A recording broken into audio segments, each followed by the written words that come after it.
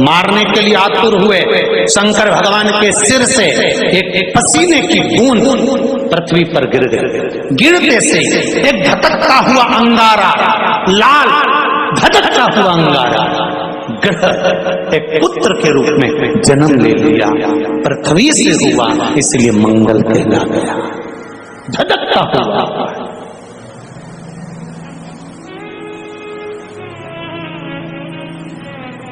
पर अंधकासुर अभी नहीं मरा। अंधकासुर की मृत्यु अभी नहीं हुई है। हर हर महा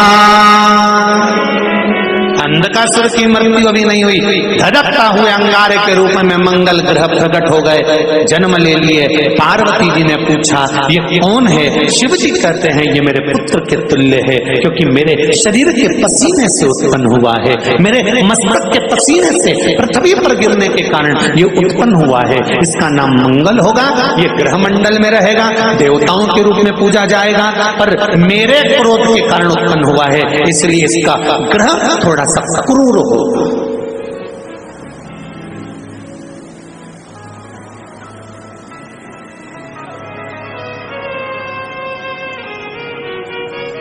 एक बात बहुत ध्यान से सुनिएगा। विवाह, शादी, संतान प्राप्ति, विवाह के बाद में विवाद या किसी नए कार्य के लिए आगे बढ़ रहे हैं और उसमें अड़चन आ रही है, तो एक बार किसी ज्योतिष आचार्य के पास जाकर पूछना, वो बता देगा या तो मंगल या शनि कुछ ना कुछ, कोई ना कोई क्रूर ग्रह तकलीफ दे रहा। ज्योतिष आचार्य के पास जाएंगे, वो कहेगा।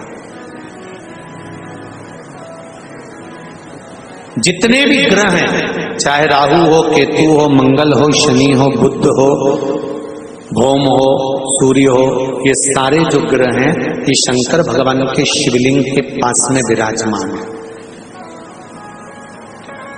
शिवलिंग के पास में विराजमान है।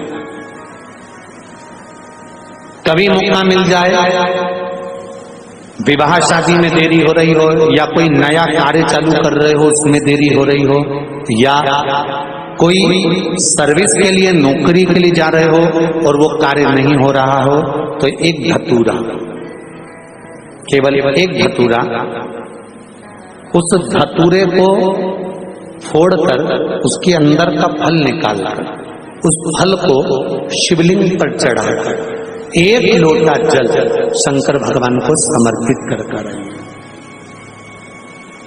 दिन होना चाहिए मंगलवार। कौन सा दिन होना चाहिए? जम के बोलो जरा, मंगलवार। समर्पित करो। उसके बाद में आप विवाह के लिए अगर समर्पित करें हैं तो विवाह में देरी नहीं होगी। व्यवसाय और व्यापार के लिए या नौकरी के लिए समर्पित करें हैं तो उसमें देरी नहीं होगी। एक पत्र में आया है, सुन लीजिए, बड़ा सुंदर संवाद है।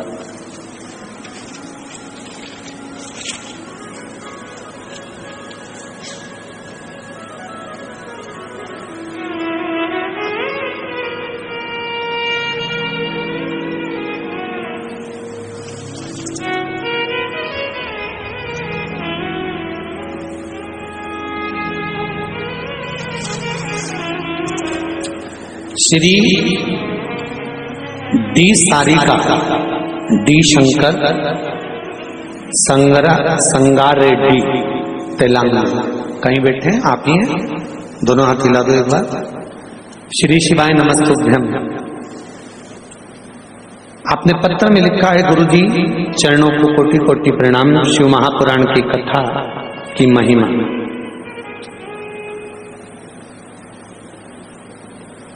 क्या क्या बताऊं? शिव पंचायत कथा से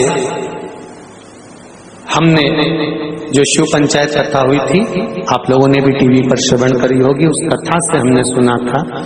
उस समय पर हमने बोर डालते समय का उपाय करने से हमने बोर करवाया और उसमें पानी की मात्रा नहीं थी, तो उपाय करा।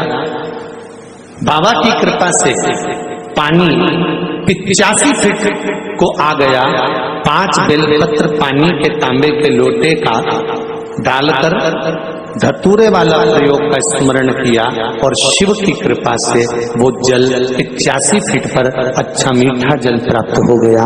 ये शिव की कृपा है। बैठिए रेड्डी जी, बैठिए। हर हर महादेव। श्री डी सारिका डी शंकर संगार रेड्डी तेलंगाना से। ये शिव की उपासना, ये शंकर की करुणा। आप अगर दिल से कर रहे हैं कोई उपाय,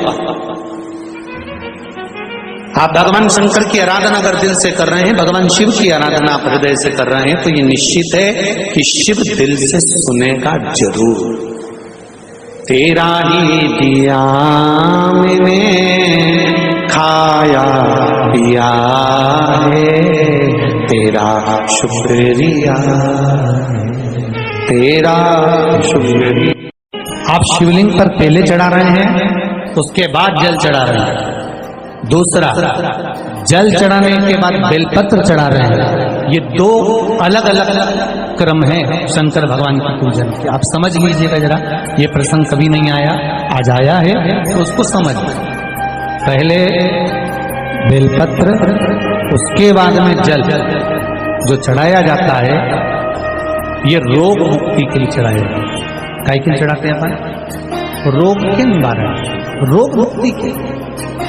ज्यादा स्वास्थ्य गड़बड़ हो रहा है तो 1 लोटा दूध था और 1 लोटा पानी बेलपत्र रखकर